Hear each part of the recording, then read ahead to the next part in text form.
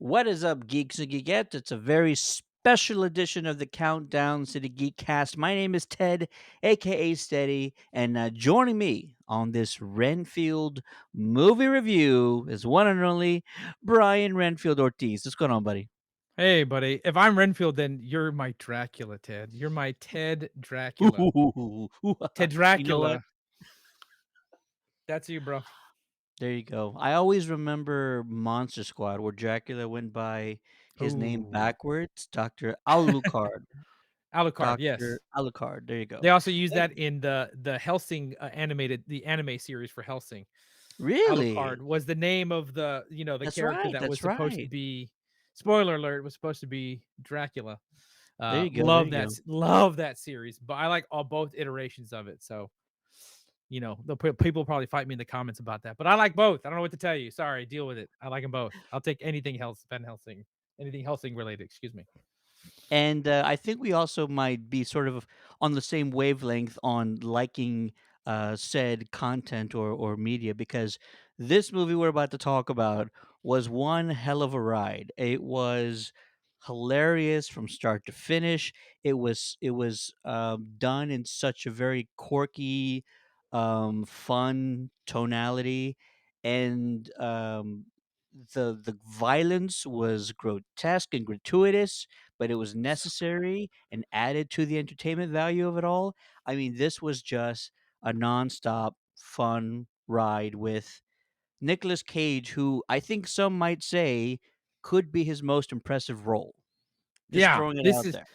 this will definitely be going in the catacombs of amazing Nicolas Cage performances that he's done. Whether he's played himself or played Dracula, that man is a talent to be remembered forever. This is one of those. This is one of those movies. I love how it if for those who may not know, or if you haven't, or if you're not aware of like all the Dracula films there have been, I feel like this one sort of touches on a few elements from prior films. Number one, obvious thing, Bela Lugosi, his whole Dracula look from the 1931 film, almost 100 years ago now. It's still that look, and you and I talked about it after the movie was over. They sort of repurposed a couple of things, I think, Yeah. from that film, right?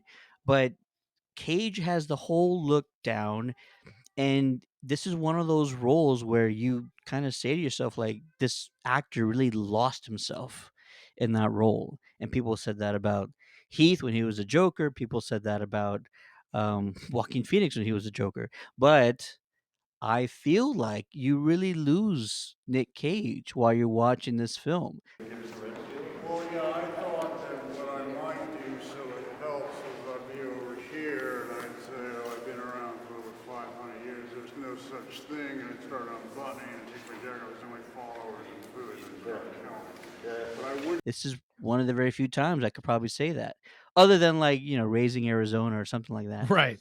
Right, Yeah, but these lovely little it's fantastic. there was peppered moments of Nicolas Cage, but it didn't overwhelm it. I didn't feel like he's giving a Nicolas Cage performance. There's subtle moments where he does things with his hands or he touches his hair, and you're like Nicolas Cage. But you want that. You want that Nicolas Cage brand in your stuff. And so I agree with you. I think this is one of those really fun performances from Nicolas Cage that'll go down as hopefully extremely memorable. And I actually really enjoyed his take on Dracula, which is interesting because he's not doing an imitation of the 31 movie, you know what I'm saying? The by Bela Lugosi, but he has that spiritual um successor kind of vibe to it. And the whole movie feels like a spiritual sequel to Dracula itself. And if you look at it, like you can watch these movies back to back and you might actually be able to see a complete fun story. And I say spiritual because, of course, it's not a direct canonical sequel in any way. But even from the visual elements to the title alone, the first movie's called Dracula. You know what I'm saying? And it's the same white and red font. This one, Renfield. And Renfield. so same font as you can see, like right here, Renfield. And so the story of Dracula followed by the story of Renfield. it feels like a really fun double feature night if you're at home. Like maybe that might be the fun thing to do this October is to like watch Dracula 31 and then watch Renfield right afterwards because you're gonna have like a fun journey to tell across the board. Nick Cage stole the show, but he wasn't the only one in this movie. Nicholas Holt, who Oh, I was so good. campaigning as Terry McGinnis for a live action Batman Beyond film. I've been campaigning for like 10 years, and I'm gonna stick with it no matter what his age is. But this film even solidifies my opinion of that because, like I mentioned earlier, there was so much violence and action sequences that were actually surprising. We didn't really get a whole lot of that information when the trailers dropped.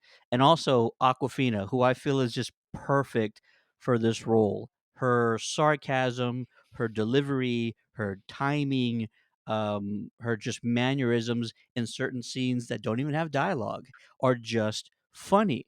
She was the right person for this role, and she's just fantastic in it. So a lot to like, a lot to love. If you are a fan of horror, violence, cursing, gratuitous Yes. gore, and just having a damn good time. Heavy R rating on this one, but you should definitely check out Renfield when you get a chance, which drops this weekend, if I'm not mistaken, April 14th in theaters everywhere. Renfield is a supernatural therapy session action film with wrapped in a horror candy wrapper, and all of those elements are put together. Look, I think what makes this movie genius is that there's a lot of elements to this from a writing standpoint that are kind of just your standard funny comedy, and of course, Nicholas Holt, Nicolas Cage, Aquafina, and Ben Schwartz, who's in this movie, who I did not know Ben! was in this movie, and he just took me by surprise.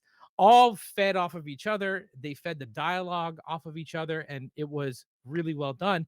But I think what I loved most is that at the core of this movie, it is an exploration and a conversation about the dangers of codependency, and there's a very serious, like, actual conversation to be had about that wrapped in a funny comedy candy wrapper. And I think that's what makes this movie so strong. It's not just Renfield being like, I'm a servant and I'm going to become a powerful person now. No, there's a true message in what they're actually trying to say that hopefully will have someone watching this, spark a conversation or even, talking to someone about it because there really is a message to be said. Absolutely. Check out Renfield when you get a chance.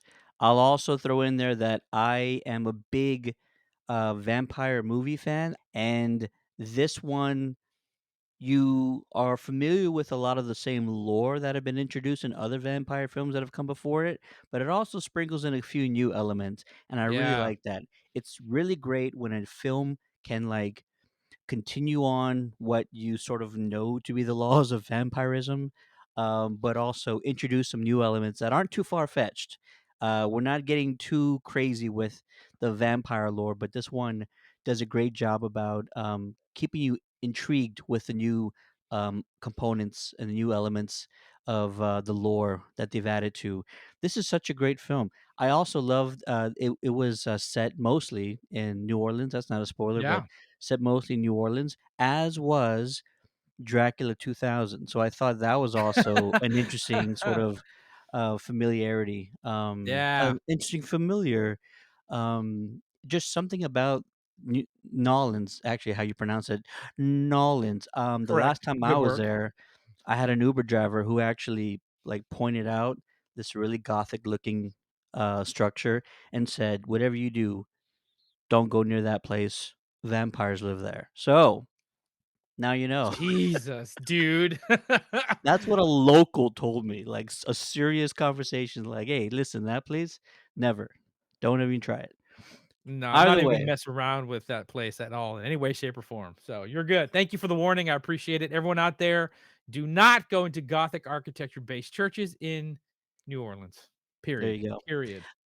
We don't do this a whole lot with non-spoiler reviews, but I think it's fitting to sort of drop a Geekcast rating, 1 to 5, 1 being sort of the lowest movie you can think of, 5 being the best movie you can possibly imagine. This one I feel is not flawed in a lot of ways. I enjoyed it from start to finish. It was great. Performances were great. It's written so smart and, like I mentioned earlier, very quirky. I probably would give it a 4.5 out of 5. Very strong score. Not the whole lot I would change. But yeah, very close to a perfect score for me. How about you? I'm actually going to stay in the same range as you. It's going to be a 4, a solid 4, because this movie knew exactly the track it wanted to be on. It surprised me around many different corners, which is kind of hard to do. If you think you know what you're about to sit down and watch, you don't. And this movie will provide comedy, style, and an immense amount of extremely bloody, amazing action sequences. And I enjoyed every moment I was sitting in that chair. And for that, it's a hard 4 because I really, really had fun, and I think you will too. Absolutely. That brings our overall Geekcast score to a 4.25. Not too shabby, as I always say. Let us know what you guys think about it. Go check out Renfield in theaters this coming weekend, and then drop your thoughts in the comments. Did you love it? Did you hate it? Would you consider it one of Nick Cage's best performances ever? We want to hear from you guys. Let us know.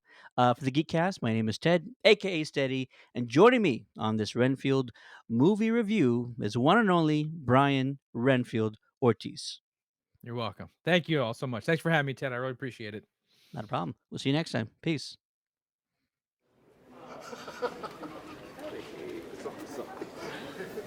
Yeah, that's what I'm talking about. That's what I'm talking about.